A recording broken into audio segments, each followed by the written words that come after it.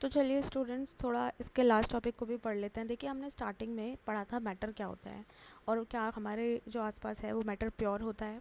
तो हमने उसके लिए दो चीज़ों को देखा था। एक तो प्योर सब्सटेंसेस को देखा था, ठीक है, और एक देखा था मिक्सचर को। मिक्सचर मिक्सचर में हमने दो चीज़ें पढ़ी थी, हेट्रोजेनस मिक्सचर और होमोजेनस मिक्सचर।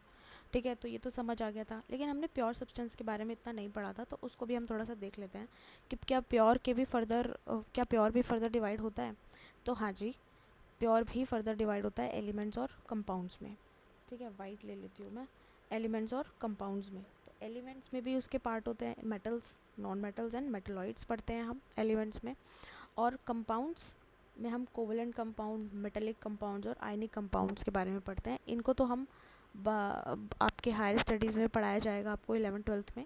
लेकिन अभी एलिमेंट्स के बारे में पढ़ते हैं और इनके पार्ट्स के बारे में पढ़ते हैं कि मेटल्स क्या होते हैं, नॉन मेटल्स क्या होते हैं और मेटलॉइड्स ये किस तरह से प्योर होते हैं, इनको पढ़ना है। ठीक है, ये किस तरह से प्योर होते हैं। तो चलिए देखते हैं one by one metal, non metal and metalloids को।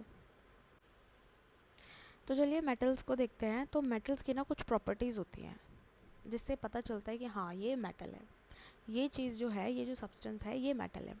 क्या क्या प्रॉपर्टीज़ होती है कि जो मेटल्स होते हैं ना वो क्या होते हैं, लस्टर होते हैं, मतलब शाइनी होते हैं। They are shine, shine in nature. ठीक है, वो शाइनी होते हैं, दिखते हैं वो शाइनी। ठीक है, तो मेटल्स की ये प्रॉपर्टी हो गई। दूसरी प्रॉपर्टी है सिल्वरी ग्रे और गोल्डन येलो कलर के शो होते हैं वो। ठीक है, जैसे गोल्ड हो गया आपको येलो कलर का दिखता है, कॉपर हो गया येलो येलो कलर का दिखता है, गोल्डन येलो, है ना। और कुछ जो है वो सिल्वरी ग्रे कलर के दिखते हैं और बहुत ही शाइनी होते हैं। थर्ड प्रॉपर्टी है कि जो मेटल्स हैं वो हीट और इलेक्ट्रिसिटी को कंडक्ट कर सकते हैं, जैसे कि कॉपर वायर है। ठीक है, कॉपर आपने देखा होगा, वायर्स के अंदर क्या होता है, कॉपर वायर होता है और उससे ही इलेक्ट्रिसिटी पास होती है ना। तो इसीलिए कंडक्टर्स जो होते हैं, इनको कंडक्टर्स भी बोलते हैं, जो हीट और इलेक्ट्रिसिटी कंडक्ट करते हैं। तो जो मेटल्स क्या होता है, वो कंडक्टर ही होते हैं एक तरीके के। तो जो मेटल होते हैं वो हीट और इलेक्ट्रिसिटी को कंडक्ट करते हैं। एग्जाम्पल कॉपर वायर्स हो गए, सिल्वर वायर्स भी होते हैं जो बहुत बड़ी बड़ी वॉट की लाइट को पास कराते हैं। ठीक है, एंड एंड ये जो तीन प्रॉपर्टीज़ है they are most most most important. Metals की अच्छी खासी प्रॉपर्टी ये होती है कि इनको ना वायर में कन्वर्ट किया जा सकता है। ठीक है, और उसी प्रॉपर्टी को हम क्या बोलते हैं, डक्टिलिटी बोलते हैं। डक्टिलिटी तो बहुत इम्पॉर्टेंट है कि जब मेटल्स को वायर में कन्वर्ट किया जा सकता है तो उस प्रॉपर्टी को हम क्या बोलते हैं, डक्टिलिटी बोलते हैं। ऐसे ही शीट में भी कन्वर्ट किया जा सकता है, उसको हम मेलेबिलिटी बोलते हैं। और जब मेटल्स में से ऐसे साउंड आती है, उसको बजाने पे साउंड आती है, तो ये क्या उस प्रॉपर्टी को क्या बोलते हैं, सोनोरस बोलते हैं। तो जो मेटल्स हैं वो डक्टाइल भी होते हैं, मेलेबल भी होते हैं और सोनोरस भी होते हैं। ये तीन तो बहुत ही इंपॉर्टेंट प्रॉपर्टीज़ हैं जो आपको मतलब एग्ज़ाम में आता है तो आपको लिखनी ही लिखनी चाहिए। इसी पे मार्क्स आपको फुल मिल सकते हैं। ठीक है, जैसे कि एग्जांपल है गोल्ड हो गया। गोल्ड को थिन शीट में कन्वर्ट किया जा सकता है, इसीलिए गोल्ड को मेलेबल भी बोला जाता है कि गोल्ड जो है वो मेलेबल भी है, इवन डक्टाइल भी है, क्योंकि इसको वायर में भी कन्वर्ट किया जा सकता है। सिल्वर भी हो सकता है, कॉपर भी हो सकता है, आयरन एक्सेट्रा। ठीक है, और भी बहुत सारे मेटल्स हैं। एक्सेप्शन ये है कि मरकरी जो है, मरकरी एक मेटल है, लेकिन मेटल होने के बावजूद भी ये रूम टेम्परेचर पे लिक्विड फॉर्म में पाई जाती है। मतलब इसको ना आप थिन शीट में कन्वर्ट कर सकते हो, इसको ना आप वायर के फॉर्म में कन्वर्ट कर सकते हो। तो मतलब ये इकलौता एक ऐसा एक्सेप्शन है कि सारे मेटल्स में एक एक मरकरी ही एक ऐसी मेटल है जो लिक्विड फॉर्म में पाई जाती है एट अ रूम टेम्परेचर। ठीक है, ये एक्सेप्शन बहुत इंपॉर्टेंट है, इसलिए मैंने इसको अलग से लिखा भी है। ठीक है, तो नेक्स्ट पढ़ते हैं नॉन मेटल्स के बारे में और मेटलॉइड्स के बारे में। तो चलिए स्टूडेंट्स, नॉन मेटल और मेटलॉइड्स को पढ़ लेते हैं, जल्दी से इस चैप्टर को फिनिश करते हैं। तो नॉन मेटल्स क्या होते हैं, बिल्कुल ऑपोजिट ही सब कुछ, मेटल से सब कुछ अपोजिट होता है। एक तो जैसे मेटल्स थे वो कुछ गोल्डन येलो कलर के दिख रहे थे, सिल्वरी वाइट कलर के थे। तो यहाँ पे जो नॉन मेटल्स हैं वो काफ़ी सारी वैरायटी लेते हैं कलर्स की। ठीक है, ठीक है, ऐसे ही ये पुअर कंडक्टर्स होते हैं हीट और इलेक्ट्रिसिटी के। जैसे प्लास्टिक हो गया, प्लास्टिक क्या है, पुअर कंडक्टर है। जो कि हीटर इलेक्ट्रिसिटी को कंडक्ट नहीं कर सकती है। ये लस्टर भी नहीं होते, शाइनी भी नहीं होते, सोनोरस भी नहीं होते, इनके अंदर वो प्रॉपर्टी नहीं होती है कि इनको बीट किया जाए तो ये साउंड क्रिएट करें, वो भी नहीं है। मेलिएबल भी नहीं होते हैं। तो एग्जांपल्स में जैसे सारी गैसेस आ जाती हैं, इसमें मोस्टली सारी गैसेस होती हैं, है ना। ये तो एग्जांपल मैंने दिया है कि भाई ये नॉन कंडक्ट, जो जैसे प्लास्टिक जो होती है नॉन कंडक्टर होती है, वो हीट और इलेक्ट्रिसिटी कंडक्ट नहीं करती है, बट ये इसका एग्जाम्पल नहीं है। नॉन मेटल्स में ऐसे नहीं है कि ये इसका एग्जाम्पल बन जाता है। एग्जाम्पल्स में आएगा इसका, जैसे कि हाइड्रोजन, जितनी भी गैसेस होती है, hydrogen, oxygen, carbon dioxide, iodine, जो मोस्टली क्या होती हैं, गैसेस होती हैं। ठीक है, नेक्स्ट आते हैं मेटलॉइड्स। मेटलॉइड्स ऐसे ऐसे मेटल्स हैं, ऐसे नॉन मेटल्स हैं जिसके अंदर दोनों ही टाइप की प्रॉपर्टी होती है, जो ना तो पूरी तरह से मेटल्स में आते हैं, जो ना ही पूरी तरह से नॉन मेटल्स में आते हैं, लेकिन हाँ प्रॉपर्टी दोनों की शो करते हैं। तो इंटरमीडिएट हो जाते हैं, एक तरह से इंटरमीडिएट प्रॉपर्टी शो करते हैं between metals and non metals. Examples are very important, क्योंकि पूछ लेते हैं मेटलॉइड्स, एग्जाम्पल्स दे के पूछ लेते हैं कि मेटलॉइड्स बताओ इनमें से कौन से हैं और कौन से नहीं हैं। तो बोरोन हो गया, सिलिकॉन हो गया, जर्मेनियम हो गया, एक्सेट्रा। ठीक है, ये तीन तो इम्पॉर्टेंट है आपकी क्लास वाइज, ये तीन ही अभी फ़िलहाल के लिए इम्पॉर्टेंट है। तो बोरोन, सिलिकॉन और जर्मेनियम। ठीक है, अब लास्ट एक टॉपिक और बच जाता है छोटा सा, that is physical and chemical changes. उसको और कंप्लीट कर लेते हैं, फिर ये चैप्टर फिनिश हो जाएगा।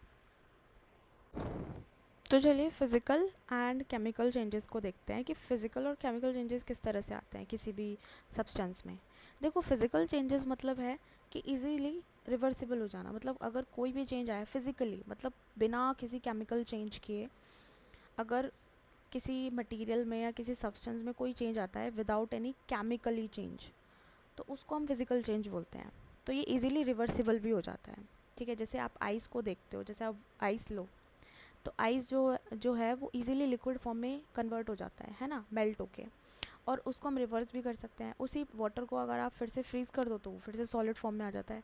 तो इसमें हमने ना कोई केमिकली कुछ नहीं मिलाया, ना कुछ कोई केमिकल मिलाया, ठीक है, ना किसी ना ना ना यहाँ पे कोई प्रोडक्ट फॉर्म हुआ है, कोई न्यू प्रोडक्ट भी फॉर्म नहीं हुआ है।